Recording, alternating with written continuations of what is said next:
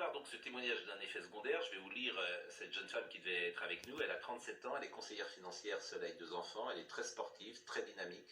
Sa vie, dit-elle, s'est arrêtée net depuis le 13 août. Malaise cardiaque 2 heures après l'injonction, pompier, collé au sol, puis des bleus sur toute la jambe gauche, des vertiges, nausées, 5 kilos en moins, alité, brain fog monumental, brouillard cérébral, impossible de réfléchir, tachycardie, maux de tête monstrueux, douleur thoracique, la peur au ventre, surtout, dit-elle, car mon corps me parle, crie même et la médecine sèche. Le corps médical veut me nourrir au Xanax. Puis je tombe sur 3 médecins qui sont au courant, qui eux osent. 2 mois et demi d'arrêt, 5e du groupe Facebook des faits indésirables. Alors, je ne sais pas ce que c'est que cela. Depuis, je vis une inflammation totale des poumons, de l'utérus, du cerveau. J'ai des varices à 37 ans, des veines qui sortent. Je suis empoisonné, photo à l'appui bien sûr. J'ai la tête à côté du corps, je ne suis plus moi. Il va falloir que ça cesse car les décès cachés sont nombreux, dit-elle. Alors ça, je ne peux pas vérifier bien sûr. Mais les malades graves le sont encore plus. Ils ne sont plus écoutés ni pris en charge. Depuis semaine, les médecins ont découvert un glaucome à chaque œil et un problème à l'oreille interne.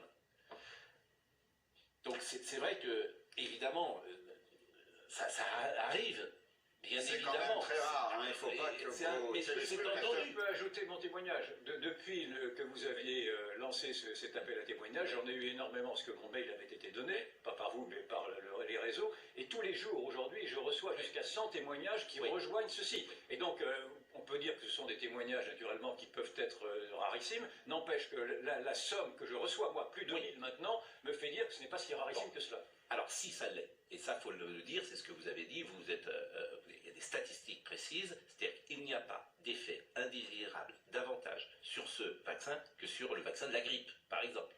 Je ne crois pas, honnêtement, je ne pense pas. Ça, c'est important de le dire. Il faut quand même donner les choses de manière objective. Les Bien sûr, effets secondaires sont rares, Oui. ils peuvent être graves, mais ils restent quand même rares, et tout est une question de bénéfice-risque. Voilà, moi je partage votre avis et c'est pour ça le bénéfice-risque. Quand je vois ce témoignage-là, si je suis fragile, je prends effectivement le risque.